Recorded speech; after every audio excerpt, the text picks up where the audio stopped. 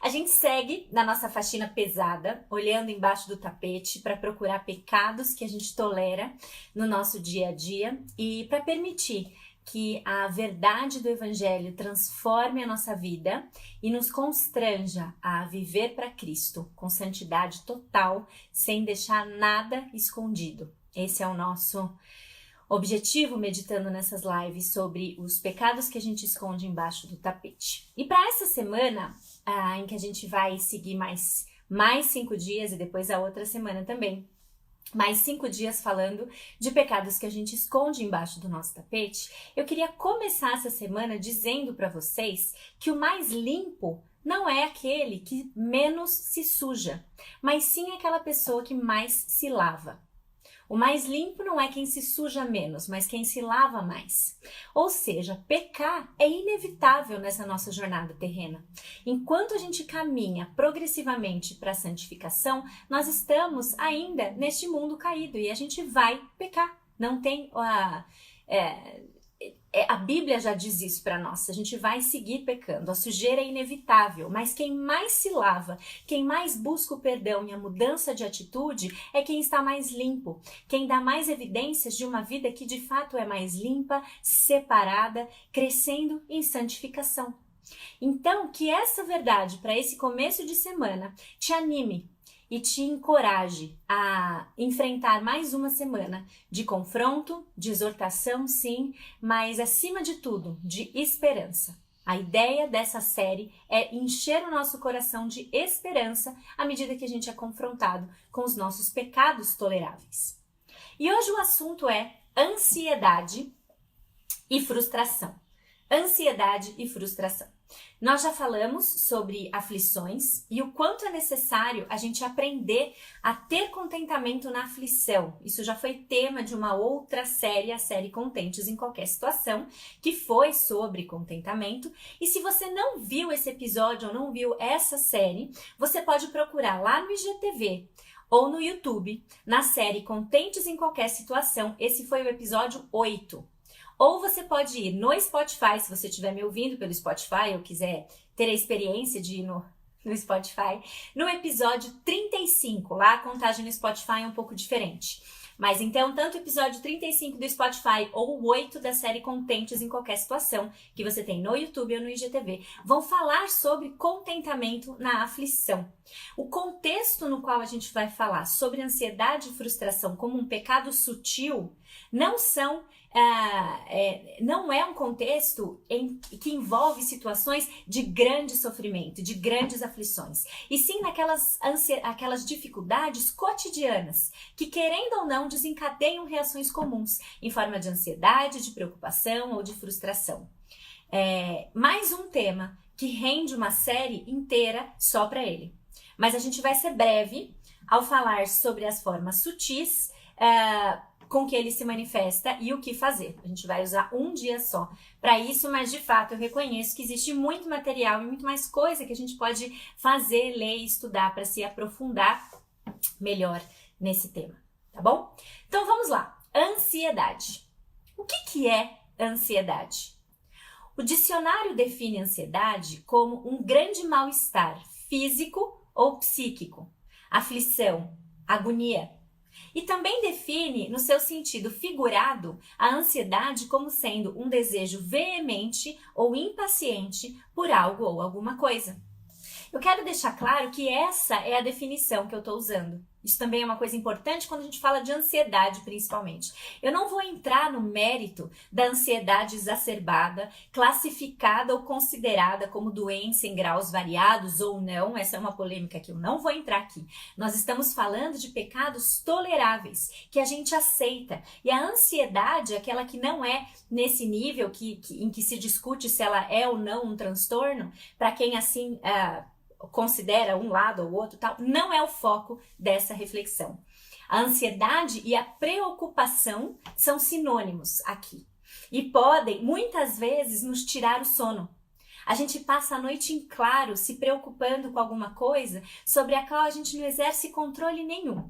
A gente perde o sono por conta do emprego. A gente perde o sono por conta da situação da pandemia no Brasil, ou no mundo, né? A gente perde o sono por conta de algum problema do filho ou por coisas que sequer aconteceram. A gente pode passar horas e horas nos preocupando com coisas que não estão nem perto de acontecer. Por exemplo, com a adolescência dos nossos filhos. Que mundo eles serão adolescentes? Que mundo os nossos filhos vão criar os nossos filhos? E os nossos filhos hoje têm 5, 7 anos, mas a gente já se preocupa verdadeiramente com isso a ponto de muitas vezes tirar o nosso sono ou de nos deixar angustiado, agoniado, num estado constante de preocupação com algo que ainda está longe de acontecer e que ainda não aconteceu. E são tantas coisas que podem deixar a gente assim, tantas coisas, tantos exemplos em que a gente se ocupa de algo que não aconteceu, e situações que fazem com que a gente se deixe dominar por circunstâncias que a gente não tem capacidade alguma de controlar. Mateus capítulo 6, versículos de 25 a 34, é um texto clássico que fala sobre ansiedade nessa perspectiva. E Filipenses 4, 6 também diz isso, quando Paulo diz, não andeis ansiosos por coisa alguma. E Pedro também, lá em 1 Pedro 5, 17, vem reforçar essa ideia, quando ele diz, lançando sobre ele, sobre Deus, toda a vossa ansiedade, porque ele tem cuidado de vocês. Todas essas passagens colocam como oposto da ansiedade a confiança em Deus. Quando Jesus me ordena lá em Mateus 6, de 25 a 34, a não ficar ansiosa e a não me preocupar, eu entendo então que quando eu fico e não confio que Ele irá cuidar de mim em todas as minhas necessidades, em todas as minhas circunstâncias, eu estou pecando, porque é falta de confiança em Deus. Vamos começar esta semana lendo o texto de Mateus 6, de 25 a 34. Eu vou ler o trecho todo, porque vale bastante. Portanto, eu lhes digo, não se preocupem com sua própria vida, quanto ao que comer ou beber, nem com seu próprio corpo, quanto ao que vestir. Não é a vida mais importante que a comida, e o corpo mais importante que a roupa? Observem as aves do céu, não semeiam, nem colhem, nem armazenam em celeiros. Contudo, o Pai Celestial as alimenta. Não têm vocês muito mais valor do que elas? Quem de vocês, por mais que se preocupe, pode acrescentar uma hora que seja na sua vida? Por que vocês se preocupam com roupas? Vejam como crescem os lírios do campo. Eles não trabalham nem tecem. Contudo, eu lhes digo que nem Salomão, em todo o seu esplendor, vestiu-se como um deles. Se Deus veste assim a erva do campo, que hoje existe e amanhã é lançada ao fogo, não vestirá muito mais a vocês, homens de pequena fé. Portanto, não se preocupem dizendo, o que vamos comer, o que vamos beber, o que vamos vestir? Pois os pagãos é que correm atrás dessas coisas, mas o Pai Celestial sabe que vocês precisam delas. Busquem, pois, em primeiro lugar o reino de Deus e a sua justiça, e todas essas coisas lhes serão acrescentadas. Portanto, não se preocupem com o amanhã, pois o amanhã trará as suas próprias preocupações. Basta a cada dia o seu mal. Difícil ler sem embargar a voz em alguns momentos. Que texto! Que trecho, né? Veja que no texto os exemplos estão voltados a exemplos corriqueiros e não a grandes dilemas ou sofrimentos. É o que você vai comer, é o que você vai vestir, é o que você vai fazer amanhã. Jesus está usando exemplos desses para nos confortar no sentido de que Deus cuida de nós, sabe do que a gente precisa. Então, não é só nos grandes sofrimentos que vale a ordem de você não ficar ansioso, mas essa situação mais comum que desperta em nós ansiedade também. Ou seja, ansiedade é pecado. Preocupar-se é pecado. E Jerry Bridges coloca que é pecado por 2 motivos. O primeiro está escancarado no próprio conceito. É pecado porque denota falta de confiança em Deus. Acabamos de ler Jesus falando que Ele cuida das aves do céu, dos lírios no campo, como Ele não vai cuidar de nós? Quando eu permito que a ansiedade me domine, na verdade estou acreditando que Deus não se importa comigo ou que Ele não é suficiente para cuidar de mim nessa situação ou angústia em que eu me encontro. É claro que a gente não fala isso escancaradamente, mas o nosso coração revela isso, a nossa postura revela isso. E ela também é pecado porque significa que nós rejeitamos a providência de Deus na nossa vida. Nós já vimos o conceito de providência nas séries anteriores. A providência é Deus orquestrando os acontecimentos todos para a sua glória e para o benefício do seu povo. E qual é esse benefício? Nos tornarmos mais parecidas com Jesus Cristo. É fácil a gente esquecer disso em exemplos banais do nosso dia a dia. Quando eu lia isso no livro, eu me lembrei de um exemplo pessoal, mais um exemplo pessoal aqui. Eu vivo 15 dias de angústia, de ansiedade, de preocupação todos os anos. 15 dias, às quartas e quintas-feiras, quando eu tenho que dar estágio num hospital que fica muito longe da escola das crianças. E o estágio termina às 18 horas e os meus filhos saem da escola às 18h10. Eu procuro sempre adiantar o máximo possível para que a gente consiga encerrar as atividades na prática com os alunos às 5h45, mas nem sempre eu consigo, nem sempre é possível. E quando não é, eu fico muito ansiosa. Eu tenho o pesadelo das crianças sendo chutadas para fora da escola, ficando sozinhas no banquinho do lado de fora, esperando a mãe desnaturada chegar 40 minutos depois. Teve um dia que isso mais ou menos aconteceu. Há 3 anos atrás. E isso foi inesquecível para mim. Eu cheguei lá e só tinha os meus 2 filhos e a dona da escola, já com a chave na mão, gritando comigo que isso era inadmissível. Foi um dia que eu cheguei mais tarde, a escola fechava às 6h30 e eu cheguei às 6h35, alguma coisa assim. E para colocar a cereja no bolo, como se eu já não estivesse me sentindo mal o suficiente, a Esther ainda olhou para mim e falou assim: mãe, você me buscou por último e você me buscou de noite. Está de noite.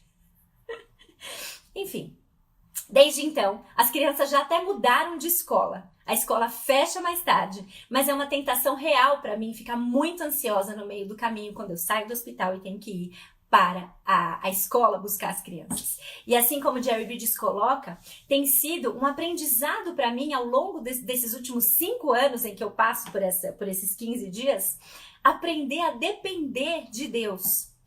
E da promessa de um cuidado zeloso dele por mim e pelos meus filhos, nesses dias em que eu preciso correr para chegar com tempo de buscar as crianças. Ano passado, inclusive, eu liguei o Google Maps no primeiro dia de estágio do 2º semestre, nunca tinha feito isso, porque eu sempre repetia o caminho que eu fazia para ir, eu fazia para voltar. Aí um dia eu resolvi ligar o Google Maps, falei, vamos ver o que vai acontecer. Certamente foi uma orientação divina isso para mim. Liga o Google Maps e eu descobri um caminho para ir para a escola que me economizava de 20 a 25 minutos de viagem. Deus tem cuidado de mim. E num exemplo pequeno desse, talvez você se identifique com alguma situação igualmente, aparentemente pequena, mas que te deixa ansiosa, duvidando do cuidado e da providência de Deus na sua vida. Uma coisa que é importante destacar é que confiar na providência divina não significa deixar de orar, muito pelo contrário. Veja lá em Filipenses 4, versículos 6 e 7, o que Paulo diz. Filipenses 4, 6 e 7 diz o seguinte: não andem ansiosos por coisa alguma, mas em tudo, pela oração e súplicas e com ações de graças, apresentem os seus pedidos a Deus. E a paz de Deus, que excede todo entendimento, guardará o coração e a mente de vocês em Cristo Jesus. É orar sim, mas aceitando a vontade providencial de Deus para nós, confiando que, independente do resultado, ela é melhor que os nossos planos e desejos. Não porque nos faz felizes, mas porque nos forja o caráter de Cristo em situações boas ou ruins. Ele tem cuidado de nós. Essa é uma verdade que precisa ser lembrada continuamente e colocada em prática. Quando nós nos esquecemos disso, nós caímos no pecado da incredulidade, que nos leva à ansiedade e à preocupação. Segundo ponto de hoje é a frustração. Ela é um pouco parecida com a ansiedade ou a preocupação, mas aqui nós vamos falar da nossa resposta, que acontece quando a gente fica contrariado ou irritado com alguém ou alguma coisa que atrapalha os nossos planos. É o trânsito que me faz chegar atrasada na escola. É o exemplo bobo, mas tão real que o Jerry Bridges coloca no livro, mas tão real. Eu preciso imprimir alguma coisa na impressora do trabalho ou da minha casa e o papel atola. E quando ele diz atola, tinha uma fila de 20 documentos antes do meu. E aquilo me irrita, aquilo me frustra, porque aquilo está atrapalhando o andamento da minha vida, das minhas coisas. Uma vez aconteceu aqui, acho que eu compartilhei com vocês. Cheguei aqui, normalmente eu chego aqui no meu lugar aqui de fazer a live entre 7h15 e 7h20, peguei o computador, apareceu aquela luzinha azul do terror, reiniciando com atualizações. Eu olhei aquilo e falei, está de brincadeira, que horas que isso aqui vai acabar, né? Então são coisas pequenas que muitas vezes a gente se frustra, se irrita, porque atrapalha a nossa vida, atrapalha o nosso andamento aqui. E eu lembro também que logo que eu casei, acho que eu já compartilhei isso algumas vezes aqui, logo que eu casei lá em 2008, meu marido Luiz trabalhava na Bahia e a gente morou 3 anos em Salvador, lá de Freitas. E eu me lembro que quando a gente chegou lá, no lugar em que a gente morava, a internet era via rádio. E, gente, ela caía toda hora. Eu não aguentava isso. Eu não aguentava a internet caindo toda hora, eu ter que ligar para o suporte, etc, etc. Porque atrapalhava muito os meus planos de fazer o doutorado, mas de mexer no Orkut. Lembram do Orkut? Extinto Orkut? Enfim, me atrapalhava e eu ficava assim ficava doida com isso. Eu ligava pro Luiz, que coitado, o Luiz não podia fazer nada, ele estava no trabalho, ele só ouvia a doida reclamando do outro lado, mas ele não tinha nenhum controle sobre essa situação. Eu ligava no suporte, o pessoal do suporte já não me aguentava mais. Frustração, irritabilidade por conta de algo que me atrapalhava. E aí, de forma bem interessante, o Jerry Bridges cita um versículo do Salmo 139 que eu nunca tinha pensado em usar para situações desse tipo, que é o versículo 16 do Salmo 139, que diz o seguinte: todos os dias determinados para mim foram escritos no teu livro antes de qualquer deles existir. Todos os dias determinados para mim foram escritos no teu livro antes de qualquer um deles existir. Isso não diz respeito só ao número, mas sim a todos os eventos e circunstâncias de cada dia da minha existência. Esse é um pensamento realmente transformador, reconfortante. Salmo 139, 16, tá? Esse é um pensamento transformador pra gente, reconforta a gente. Eu passo a olhar para aquela impressora atolada, lembrando que Deus está no controle, inclusive disso. Inclusive de situações pequenas. Parece que a gente tem mais facilidade em pensar ou de ser remetido a pensar que Deus está no controle no meio da pandemia, no meio de grandes situações, mas aqui a gente está vendo as pequenas, porque é nas pequenas que a gente cai nos pecados toleráveis, nos pecados aceitáveis. Ele desenhou a aula online como uma forjadora do caráter de Cristo para essa geração de mães, para essa geração de crianças e para essa geração de professores esgotadas. Todos os dias determinados para nós foram escritos antes de qualquer um deles existir. Não existe circunstância corriqueira que pegue Deus de surpresa.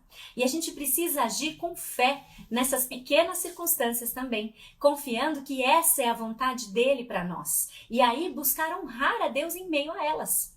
Orar pedindo por sabedoria para lidar com a circunstância que desencadeia a frustração. E olha lá, os passos para lidar com o pecado estão de novo aqui. Identificou a frustração? Use um versículo específico. Faça a sua parte, guardando esse versículo na mente e coração. Dependa do Espírito Santo, que te capacita a agir de forma piedosa no meio das tentações. Ore para que você tenha sabedoria para lidar com a frustração e com a situação, qualquer que seja. Porque como eu já disse, desculpa, eu me perdi aqui. Porque como eu já disse, nem sempre dá pra gente fugir. Lembra, no começo eu até falei que, em alguns dias atrás, eu falei que muitas vezes a nossa forma de lidar com o pecado é a gente se afastar ou evitar situações. Mas nem sempre a gente consegue evitar as situações que são gatilho para nos despertar, ira, impaciência, frustração, irritabilidade, o que for. Então, você precisa do documento impresso. Você precisa enfrentar o trânsito para buscar as crianças. Não dá para fugir. Não dá para encostar o carro no shopping e esperar passar. Então, se você consegue pensar em algum gatilho, siga esses passos também. Lembre que a vontade providencial de Deus para nós é fruto da sabedoria infinita de Deus. Fruto da sua infinita bondade, que tem por objetivo o nosso bem. E que Deus nos dê um coração submisso à vontade dele, quando ela for contrária aos nossos planos. Porque é aí que a gente se frustra, é aí que a gente se irrita. Então a gente precisa reconhecer que todos os nossos dias foram escritos por Ele antes de qualquer um deles existir, antes da gente existir. Deus está no controle. Qualquer coisa que aconteça, seja algo imenso que acontece no mundo lá fora, seja uma impressora atolada aqui, uma conexão ruim de internet, um trânsito que me impede de chegar no horário em algum compromisso, um voo que eu perco, o que você puder pensar, Deus está no controle disso também. E nessas circunstâncias a gente precisa lembrar de honrar e agradar a Deus. Ansiedade e frustração são pecado. E a gente não deve subestimar nenhuma dessas duas de forma alguma. Tudo na nossa vida que não for parecido com Jesus é pecado. E aí o Jerry Bridges coloca, eu até achei interessante. Você consegue imaginar Jesus vivendo aqui na Terra todo ansioso, frustrado, preocupado? Não. Qualquer coisa da nossa vida que não for parecido com Jesus é pecado. E é muita coisa mesmo, eu concordo. A gente não vai se livrar do pecado nesse mundo. Então, provavelmente, a gente também não vai se livrar dos gatilhos ou de pecar por ansiedade ou por frustração. Mas isso não significa que a gente deve simplesmente aceitar, deixar embaixo do tapete e não lidar com isso, porque Deus não tolera o pecado. Não dá pra gente achar que então, de novo, a musiquinha, né? Eu nasci assim, eu cresci assim, Gabriela.